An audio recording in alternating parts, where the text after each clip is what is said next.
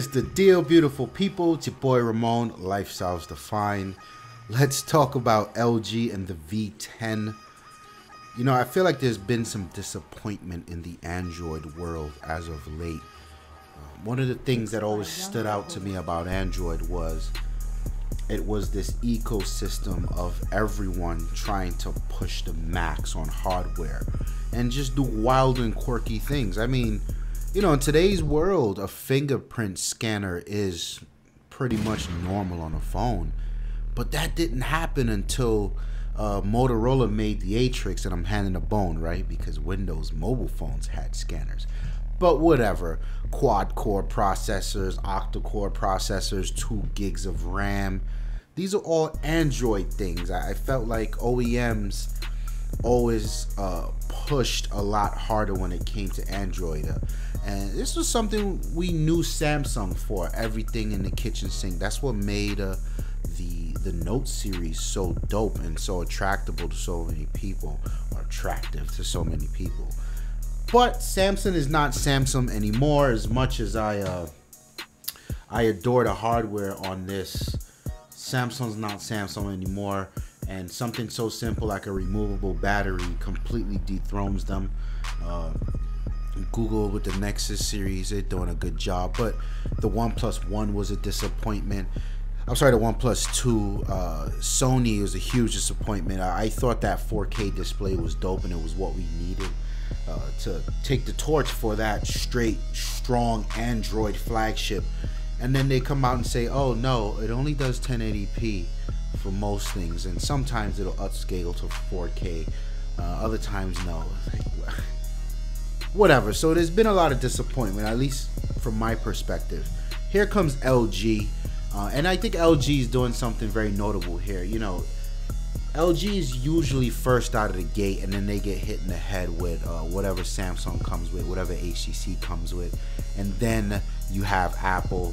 So by the time the holiday seasons roll around, LG is usually an afterthought. You know, you kind of forgot that this phone that came out 4 months ago was old. You know, it even exists. But here they are again with a very interesting move. It looked like they saved the power punch for last, and it looks like they got the last laugh. I mean, this V10 is from head to toe. It's packed, and some of it is unnecessary. But that's what I like about it. It's just balls to the wall. Whatever, we don't care. We're gonna do it. So it has this 5.7-inch display with a 1440 by 2560 resolution, which is the QHD that we're all used to. And outside of that, it's got this screen at the top, which is a 2.1-inch display with a 160 by 1040. So it's very thin, and it expands the size of the display. And it's interesting what they're doing here. It's not something we haven't seen before, because the functionality you can do with the top of that little strip of a display is sort of what Samsung's been trying to get at with the Edge displays. And it's interesting to see them move it up to the top, so you can do things like circle through updates for notifications. You can circle through shortcuts, incoming messages. And I'm sure, you know, there's a lot more you can do up there. It's only the beginning. I don't know how practical it is, but I think it's dope that they're trying. And just like the Edge, I really love the curved displays on the Edge. I don't think they're practical or useful at all. In fact, I turned off that stuff, but I love the way it looks. And hey, according to LG, even with this thing on all day, it only pulls about 5% of the battery life, so not bad. I would want to see. I want to see it in person, and I want to see just how much I would use it. You know, me thinking out loud. If I got a little display at the top of the screen doing shit, I want to touch it, and I feel like that's where I want to pull my curtain down. But it would be dope if you could move like your signal strength, Wi-Fi connection, all that to that screen, and not have it on the main screen. All right, whatever. Thinking out loud. it's okay. It's okay. So it comes home with the Snapdragon 808 processor, which is that hecta-core madness with the Adreno 418. Interestingly enough, it's not the 810. I don't think it's a big deal between the 808 and the 810. I'm not out here hitting these sites checking benchmarks because I don't give a shit. As long as it's snappy, I'm happy. Speaking of snappy, it got 4 gigs of RAM DDR3. Yowzers. And I'm sure there's, again, I don't care about the benchmarks. Some of these flagships like the Huawei Nexus has 3 gigs of RAM, but it's DDR4. So I'm sure there's some trade-off there in how that actually works in real life.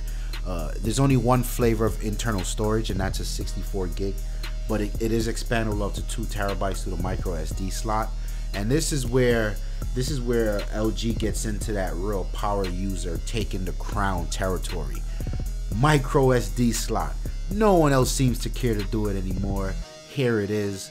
It's got a 30 a 3000 milliamp battery, replaceable. Again, here's LG giving the power users what they want. It's got 2 front-facing cameras. Now here's where I think this is just silly. It's one, I guess, is a regular front-facing camera, and there's another one with like 180-degree viewing angle. Why don't just make one super wide? Why do I need 2? They said something about a depth of field. I don't know. It's just silly. Stop taking selfies. Stop it. Just stop. Damn it, stop. The rear camera is 16 megapixels, which is pretty much the same one found on the G4. But this time it looks like it's a 1.8 aperture, which is going to be pretty dope for low light. And again, it has optical image stabilization on it board. So again, it's going to be a really good performer in low light versus something like the new Huawei Nexus 6P. It's got the fingerprint reader on the back, which I spoke about before. It's pretty standard, and that should be on all smartphones these days. It's even got the some high quality audio conversion to 32-bit audio. Fine, you know, a lot of these little decisions I think is really dope, and it's what makes this phone just everything and the kitchen sink. The design I think is interesting.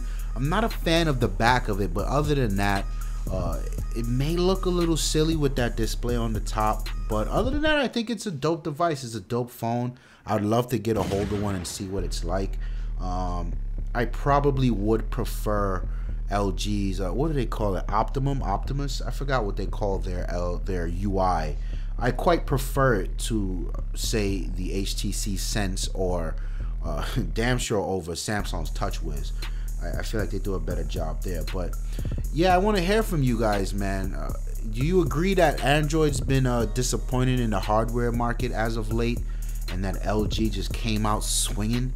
Is this what the Android crowd needed? Are you happy to see what's going on here? Leave the comments below.